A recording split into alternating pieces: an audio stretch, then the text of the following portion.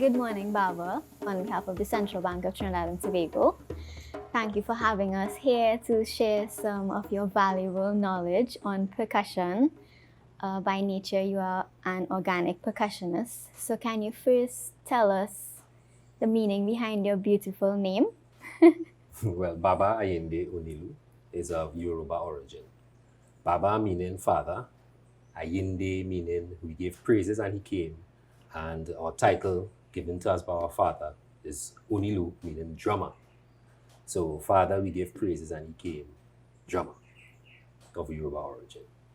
That's very, very interesting. I think a lot of Trinidadians are very familiar with your dad and how much he has contributed to the art of percussion and culture in our country. So we're very, very grateful for that. As we move along with the interview and we dive into all of the nuances around organic percussion, would you grace us with a little of your creativity?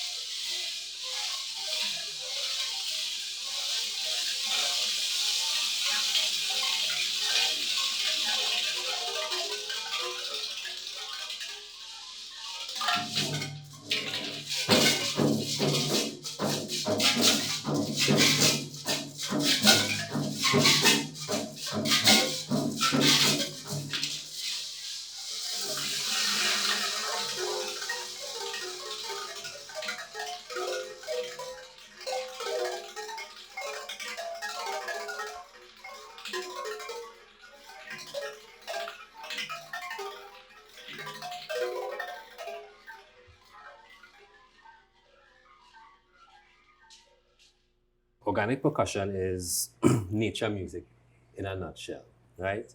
It's a concept derived by my father, the late Jaja Oga Onilu, where the concept is nature is the first musicians, right? And most of the instruments that we have that exist conventionally today, they start from an organic form at some point in time from wherever ancient time and space, wherever it come from in that time. And now it come from that organic state and is about giving homage to nature, as nature is our sustainer. Without nature, there is no us, and we are also a part of nature. We as human beings, we vibrate, and we all kind of connect to some form of natural something. Who like to go by the river, who like the forest, who like this flower, who like this plant, who like this animal, right? We all have some form of connection to that natural aspect.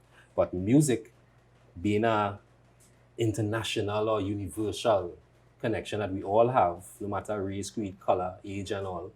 Music is a connection that we all have. So we use organic music to connect and bring that consciousness and even if you want to call it patriotism, especially here in Trinidad and Tobago, to the respect of nature.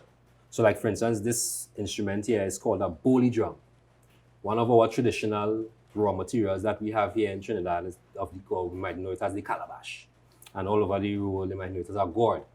But Yeah. here in Trinidad, we have it's have a difference between gourds and calabash. Although it's the same family, Yeah. our calabash here in Trinidad grow on trees, and a lot of the gourds that grow in different parts of the world grow on vines, different species. So our calabash here, if you taste it, it's sweet, and the gourds bitter, Bitter.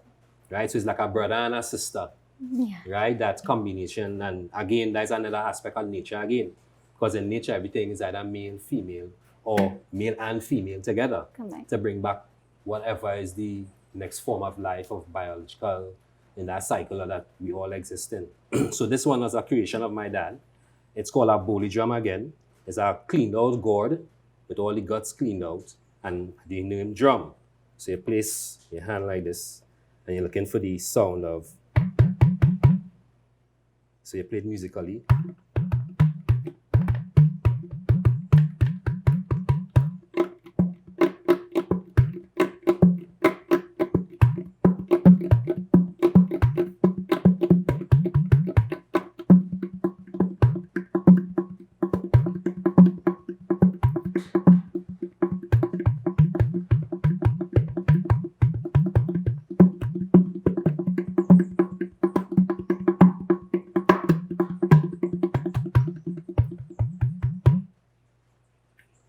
A bowly drum.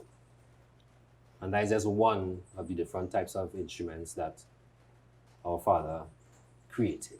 And it's about that, it's connecting to destiny and self. How does one come up with these kind of ideas, right? It's basically connecting with one's destiny and purpose. Your dad was very instrumental in the way you perceive music and rhythm in terms of it connecting with your being and looking at the elements of our composition or the human in existence. The elements that are present within us is not something that is external, but is also internal. Whatever we consider to be supreme or celestial as an external component is very much present within us, and it's also in everything around us. So that belief is something he would have nurtured within you and your brother.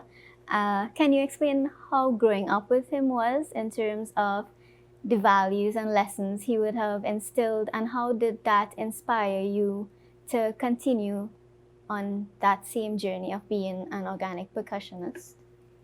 Well, I think a lot has to do from a genetic perspective. You know, they say a lot of things handed down from your parents, right? And then growing up is being immersed in it because he made sure that me and my brother was around the environment of the things that he did and all of that. So we in turn ultimately harnessed that kind of value to it. We understood the value of it because there are a lot of stories of people we know, friends, other family members who parents may be doing certain things and they don't really carry on for whatever reason, the things that the parents do.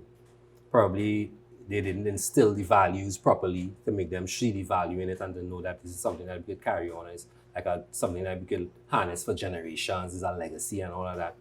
But we saw the value in it, and it's like, again, this like was part of us. So it wasn't too hard. He wasn't, you know, some parents might have to force it. Boy, come and do this and come and sell in the shop and come and go down in the market with me and come, whatever it is. But he didn't have to work too hard in getting us to follow in the steps that he made. You know, it was an easy choice because it's beneficial to us even now, and we know it will be beneficial to our children as well. For all of these instruments to have manifested or just to be present with it today shows an evolution of a generation that is rooted in tradition and culture and values that would strengthen you as a creative. What would you say for young people who may not have that support and who would have that inclination to want to learn percussion or just following this sort of lifestyle, connecting to music, connecting to rhythm, just being an artist? Would you say it's important for that support system to be there for them? And if they do not have that, how do you think they can nurture their artistic side?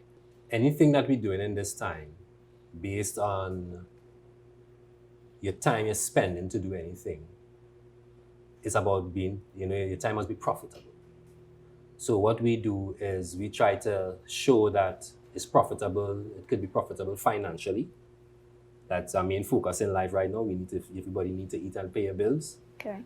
And it's also environmentally profitable as well. Organic music also coincides with our organic lifestyle, which is like eating properly, doing a little yoga, taking care of yourself, exercising, and in general, that is the lifestyle that the whole entire world going down. So if the people or the young individuals who have these things naturally, because a lot of people have things naturally, or are interest, or some kind of natural inclination to learn how to do these things, they could think about that.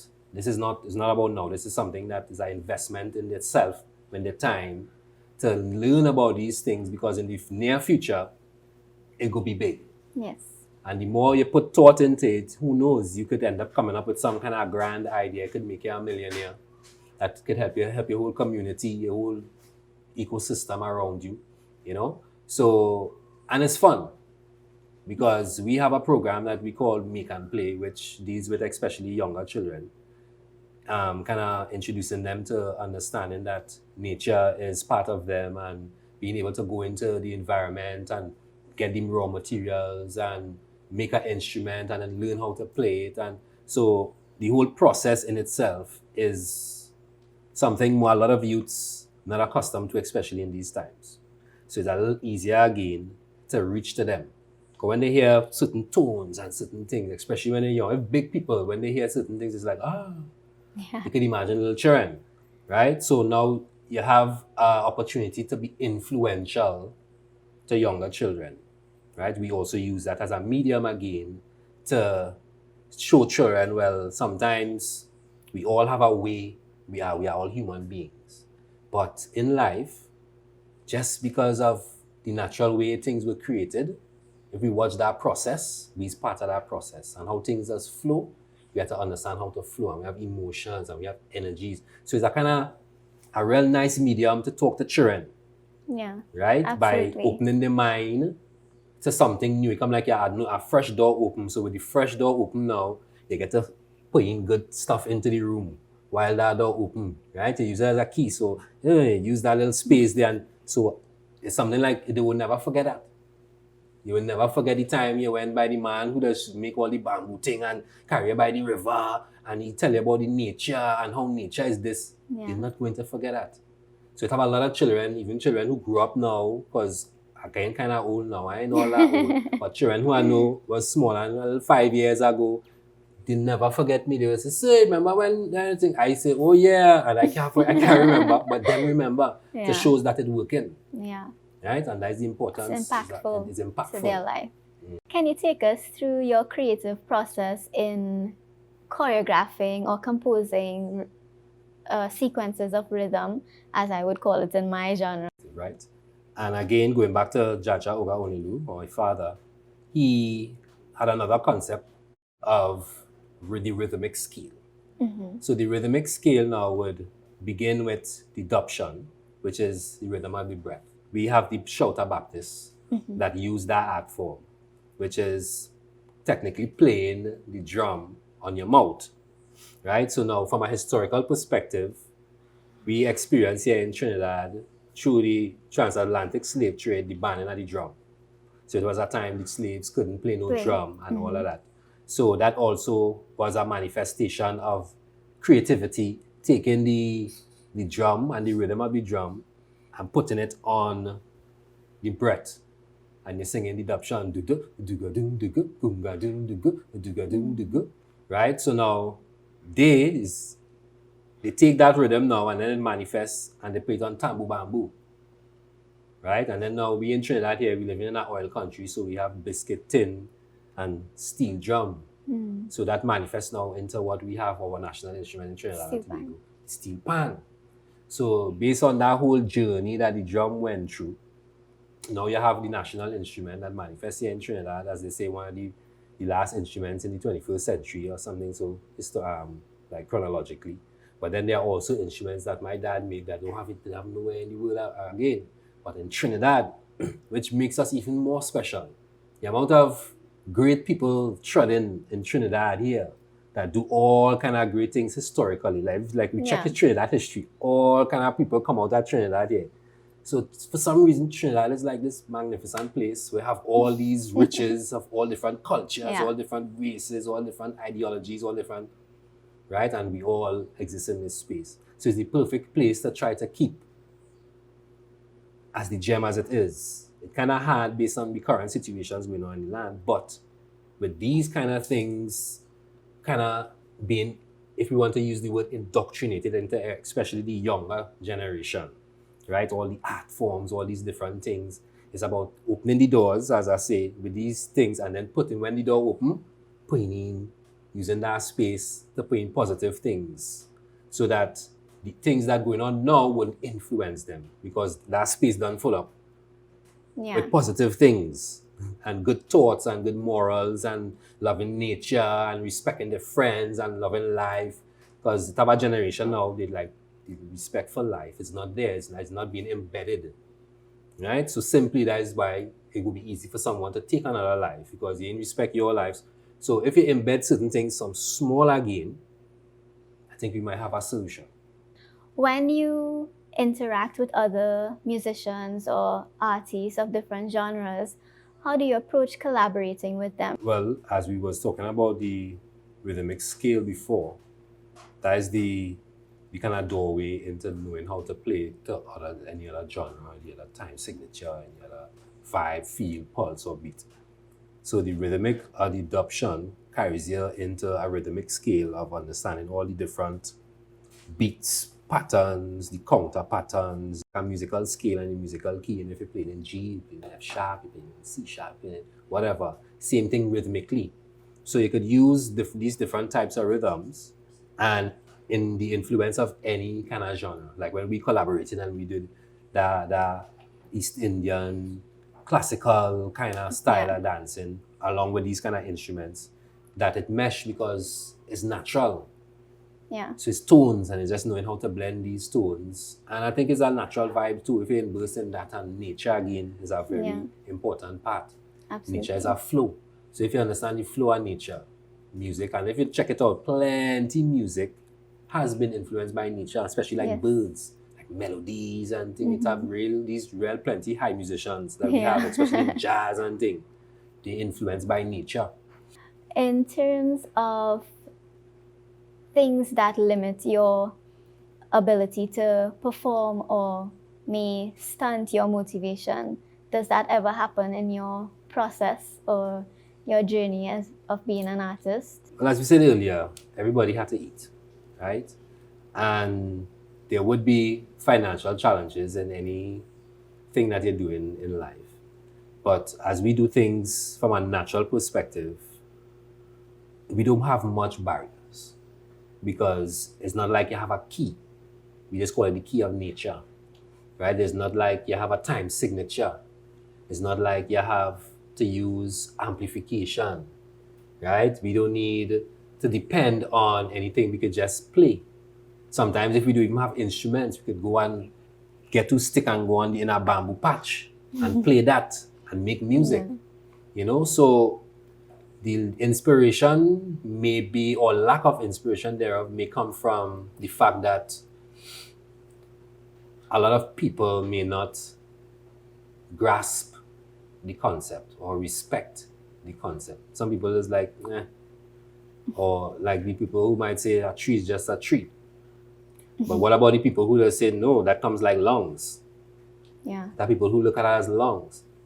So if we could get people, the more people we get, children again, because as our main focus, that's the best route to get. We understand the younger generation to understand that that's not just a tree, that is your lungs, that it will have a greater impact again. Because older folks, yeah, you might get some older folks to conform, but what about the ignorant or the just don't care, or the branches that done bend and turn so that can't get back straight? You had that too. Yeah. So it's just bringing back that understanding that, yeah, it's a consciousness. And I think that makes the change in society by allowing these art forms to be present in systems where children can have access to it. Yes. Because it changes their entire mindset. Again, and then something to they contribute in a more positive way to society, to culture, to art. Because art isn't just, entertainment and something to be just a filler in an event, it's something that goes beyond. But I think that understanding first has to set into the culture and the understanding of the people who have to appreciate it and have to be the audience. Yes. In terms of your limitations, which you explained financially, how do you keep yourself motivated and continue being the artist that you are today? Well, again, I think it's more purpose driven. Knowing that if I wasn't doing it, or me and my brother wasn't doing it, who else would be doing it? Yeah. And it's something like it needs to be done. So even though sometimes, just sometimes, that the constraints, because what we may want to do is elaborate things. You want to build a big place and and have the equipment to create all the instruments and all that. That is just the limitations, but everything is step by step, right? But everyday living is about understanding how society works and knowing that there are different ways to survive. Because besides music, we also do arts, we do craft, right? I do some tutoring, right? We teach classes on percussion. My brother teach percussion classes. We have different entities that we're involved in. My brother has a successful rhythm section that he does little tours and things that also brings income towards the organization, right? And is understanding society, again, different streams of income. But we have a goal to expand on our father's legacy. So anything that we do beyond what we do is always to kind of like strengthen our foundation to make sure that we have what we have here going properly and make sure that future generations could understand it. There's something strong enough to know that, this makes sense because it's about the environment. The environment makes sense. We need the environment. So we need to capitalize on all of that as a society, as a nation, and know that we need a space that we can capitalize on that. Absolutely. It's fantastic that you all are actually doing things towards the promotion of the art form and the longevity of it, as well as the outreach, because I think that's the most important contribution an artist can make for generations after them, In closing, would you be generous enough to Sure. give us some of your Well, we spoke about the dubshan beat. Yeah. So the dubshan beat, again, is the rhythm of the breath. And the concept of the breath is the first drum. So when we connect and we play and we go into the rhythmic scale, as we say, you could say that the dubshan is like the ground nation beat. That's the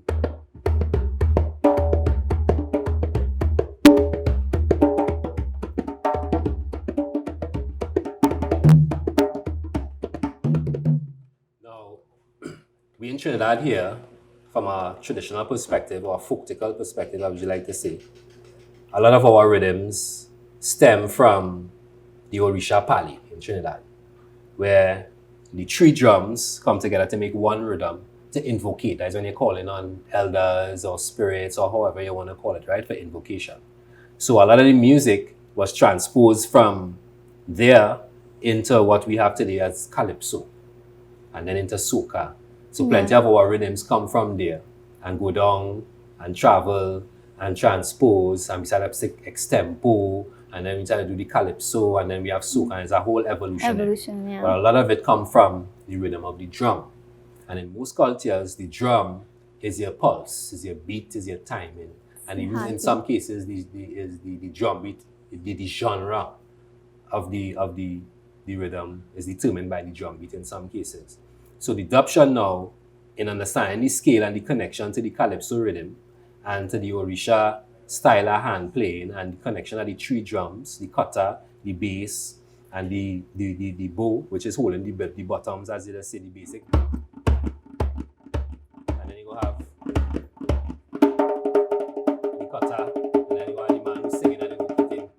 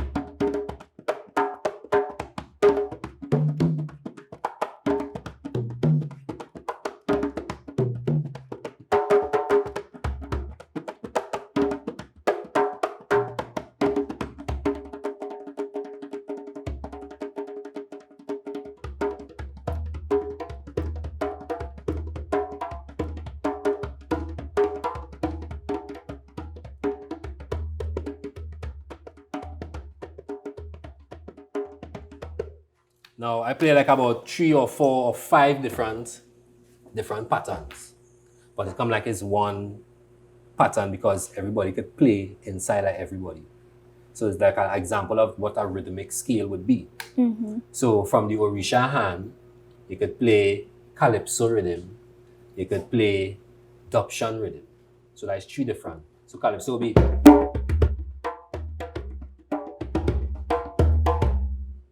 right, and then our Orisha hand might be.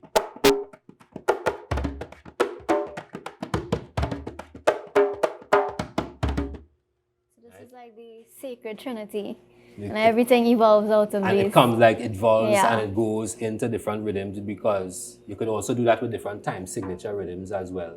That connect into different folktical rhythms because we have a lot of folk rhythms in Trinidad here. Yeah. And then it have a lot of folk rhythms going up the islands.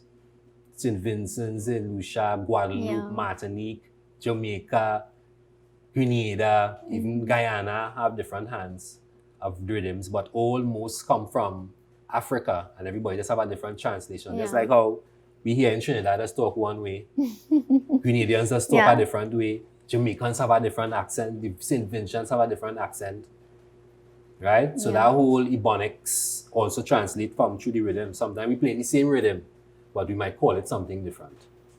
Yeah. Yeah?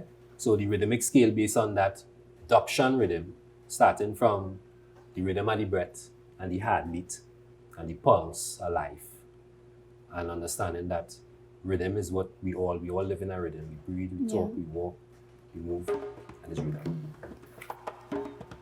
Doesn't get better than that.